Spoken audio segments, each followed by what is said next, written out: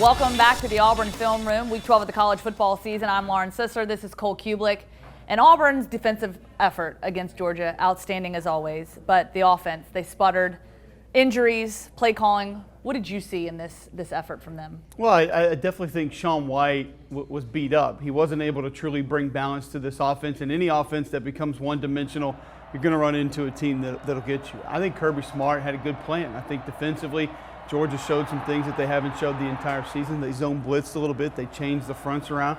I think that's why some things worked, but then some things later did not. There wasn't a plan B for me as far as Auburn was concerned. Not just with Sean White not exiting the game and maybe going to another quarterback. Some people sort of obsess about that, but the direction that the game was going. This turned into a physical, slow, methodical, sort of an old school football game. And I didn't feel like Auburn really adjusted to that. They were still continuing to try to do things that didn't seem like they were going to work or that Georgia had answers for in this game. And I saw a lack of adjustments, so I would put a lot of it on the coaching. Now, despite the injuries in the backfield, we did see a little spark early in the game. The only scoring drive that Auburn had. Take us through that here on the film. Well, you had some plays that worked early. Some of the perimeter plays, you see the jet sweep. And Auburn had some edge on the outside. And Chandler Cox, a nice block on the perimeter there. We'll see a number of these back-to-back-to-back. Out of the Wildcat, it's actually a pass play from Kerryon Johnson there. As Stan Truitt gets to the edge.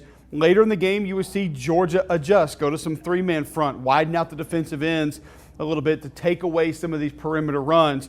But nice blocking to the outside. And you see there, multiple linemen jammed on the inside of that tackle box. 5 defensive linemen, 2 linebackers, so 7 in the box for Georgia. Gus Malzahn and Rhett Lashlee attacked the perimeter. It was there for the taking. What will you do once your opponent adjusts to that? And I didn't think Auburn had a stronger counterpunch than Georgia did in this game. The dagger in the hearts of Auburn, Maurice Smith, the Alabama transfer, coming over to Georgia with the pick six. What did you see there? I think Sean White just misread the coverage. You know, I think that was a play where Sean White just came out and knew where he was going to deliver the football, knew where he wanted to go with the football, and decided before really the play went into motion that he was going to get the football there. And could it have been his shoulder? Maybe he doesn't have as much velocity on the football as you'd like to see him have. Possibly. But you almost see, I don't have to draw on it here because you see Danielson does. When he's calling the game, he did a nice job discussing it.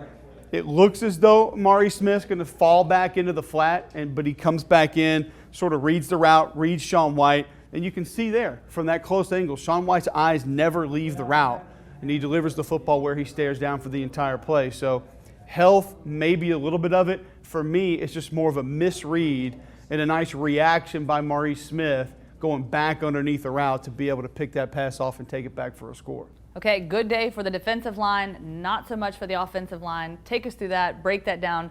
What happened here? Well, a couple different plays we'll look at first, and this is just a play where a solid individual effort for Montravius Adams on the inside of this D-line. I mean, to be 310 pounds and be able to spin back inside this quickly, it's pretty special. Carl Lawson helps finish it off, and you'll see him sort of dip and rip to the outside right here. But Montravius Adams going back to that close angle, I mean, to be this big and for this dude to be inside and be able to pull this spin move off and really keep an offensive lineman off balance. I mean, this kid's got elite quickness on the interior of the defensive line, and he's been wrecking opponents the entire season. A little bit of a different scenario here. It's one thing that Georgia showed late, and I thought Davin Bellamy, 17 for Georgia, had a really nice game. You'll see him rush here to the outside, but a lot of trigger blitzing that Kirby Smart and Georgia will pull off, and zone blitzing as well. So defenders would drop, linebackers would come, different things, and you'll see sort of a zone read here, but when he notices that Chandler Cox is going to stay in to block, then the pressure comes. That's difficult for a quarterback to see, read, and feel because you get pressure, different pressures at different times. So you'll see just kind of the feel here for the defensive end, sort of play it flat, sees that the running back's going to stay in, and then sort of a trigger blitz there. Not knowing if maybe he read that jet sweep motion first and wanted to come play flat and play run and then decided to rush, or his entire assignment early on was play zone, make sure nothing's coming out into the flat, then see extra protection and go rush the passer. So a lot of different looks from Georgia to confuse the Auburn offensive line. You saw a couple guys run through the middle of the offensive line. Those were usually zone blitzes. A couple games on the inside, twisting linebackers and defensive tackles that all opened up pressure.